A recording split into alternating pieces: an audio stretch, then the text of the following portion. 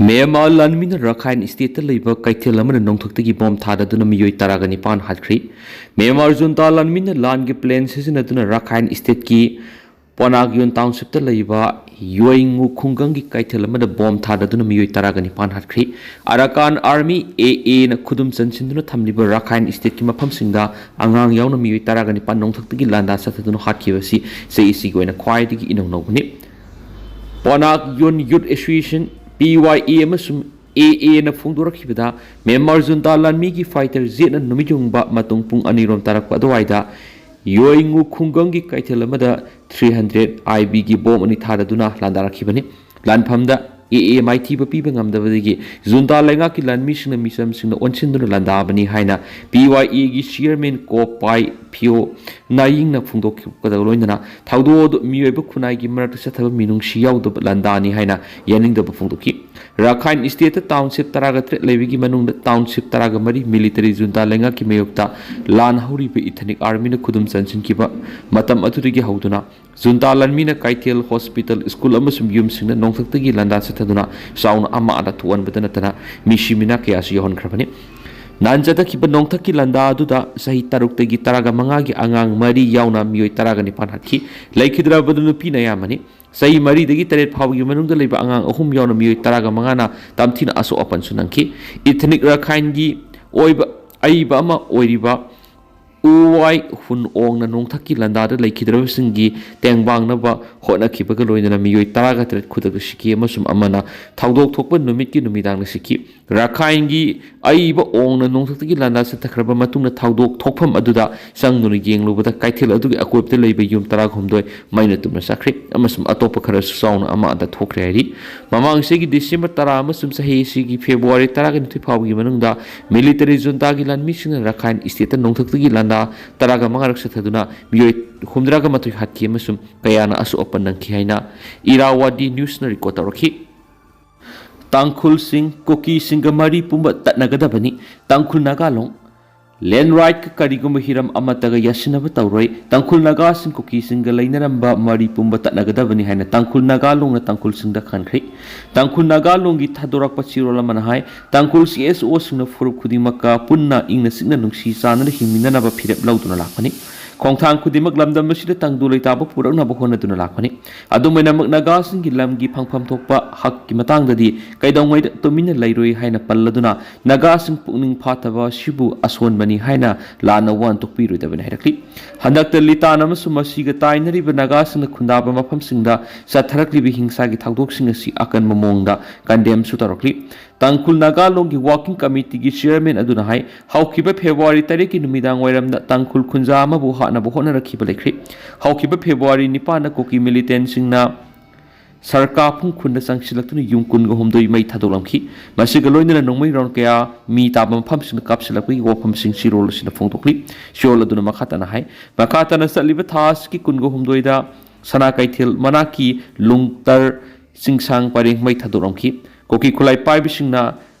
Asing Awungsi ko Bukunzamana, no may chindo na para po kipani. How kiban with Taraganipa na sila su group singi keder singna Central Security Force ki mamawagtada phone no kulay piraga sa lihay na paladuna masimag su agreement kungaw na bani. Su kem de lady singa dura KNB gumba Foreign National Militant singyaw rihe wapam tamlaki. Central Security Force ki role ki matang na paladuna TNLN hai Nagasingi right amasumia mungak sienbigi muhuta Central Force Karadi Koki singi misangda leplaga tabak tawbi hori Nagasina kundari mapam sinda Koki gi tokaibu homeland tanba natragana administration tanba sinagagi lamda demographic engineering sa tharakpani hari Seol sinhai litan bazar sinagasingi pai pusina thamlamba sikibung natragana sarka pung kungi lamgi manung sali masum Jurisdiction amasung customer singak na sa anavakumza English nga niga kunga marigi September amasung October administrative order thoki balaki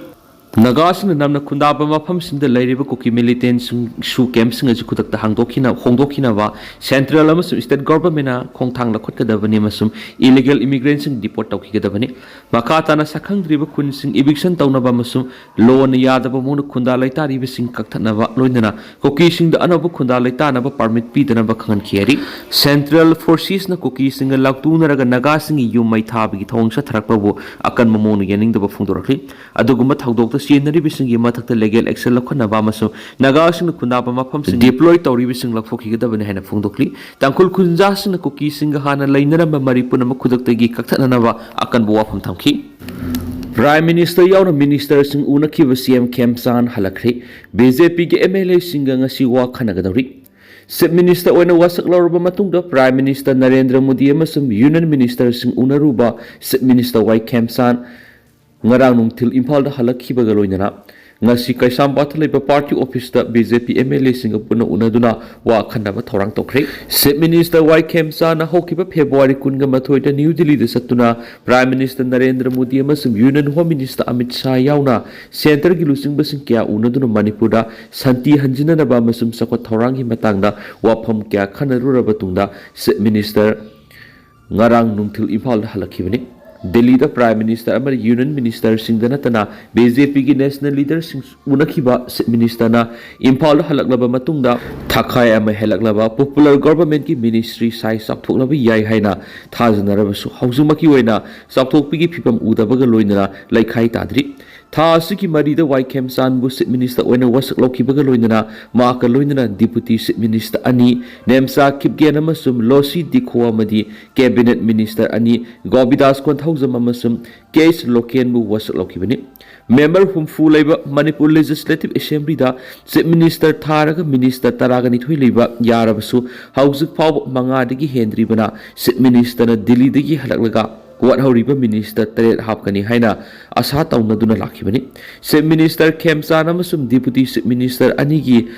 handaki Delhi khongsit atuda Prime Minister Narendra Modi Union Home Minister Amit Shah Union Defense Minister Rajnath Finance Minister Nirmala Sitharaman Union Road Transport and Highways Minister Nitin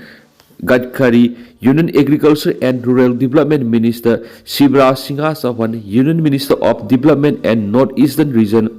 Donor Minister Jyotiraditya Scindia unakhibani BJP ki lusing basing ki maraktana National President Nitin Nabin BJP ki National General Secretary Organization BL Santosh Singh basu unaduna Manipur santi hanjinana ba IDP sing masama gi mayumda hanjinana ba IDP sing yim sana ba lambi thong yauna tuan sakwa thorangi thabakya paikhanabigi wafam sing khanakibani Chief Minister Wai Khemsan New Delhi dagi ngarang nungthil pung 3 da Imphal yorokhraba matungda Imphal gi Kaisapa Nityapa chuthikta leiba Thambal Sangnenda satuna BJP Manipur Pradesh ki President S Sada yauna office bearer sing amasung worker sing unakhi New Delhi da makna Prime Minister Home Minister Defense Minister Finance Minister yauna Union Minister sing BJP ki National President amasum National General Secretary Organization yauduna lusingba kya unarakhibada center gi lusingba singna Manipur gi matangna thamlakhiba wapamadu Chief Minister na BJP gi office bearer amasum workers singna thamki Prime Minister Home Minister Defense Minister yauna Union Minister amasum BJP gi central leader singna Manipur gi yaifana thaba kya paikhanana ba akan mamiyeng thamli amadi center na Manipur na nena ta santi amasum sakhotpa purana bo honabada akhana ba miyeng thamli haibigi thajaba sing thamlakhi haina Chief Minister na BJP Manipur Pradesh ki office bearer sing da thamki Chief Minister ngasi nungthil pung mari tabra BJP Manipur Pradesh ki Thambal Sangne da BJP ki MLA sing unaduna Prime Minister amasum Union Home Minister yauna center gi lusingba singna thamlakhiba wafam gi matangda khanghanba galoidana Manipur gi packet ka da sakwa thorang gi thabak kya gi matangda khanagani haina thajba yaba pawgil khun singna phongdorakli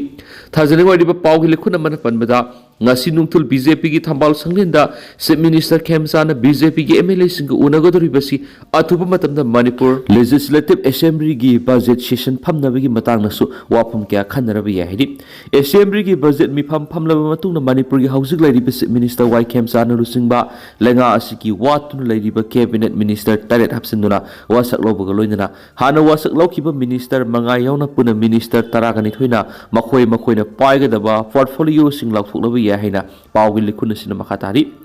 amaramda Chief Minister Imphal International Airport hek thunglabaga Imphal gi Singmairong Khurai Lamlong thongphawda semgaliba concrete road ki phibam hakthingri yengsinki concrete road ki phibam yengsinki ba tu wangkhai AC gi MLA Thangjam Arun Kumar si yakhi concrete road sengwatpigi phibam yengsilraba matungna party office laktuna party president amasum party gi thapuba sing unakhibani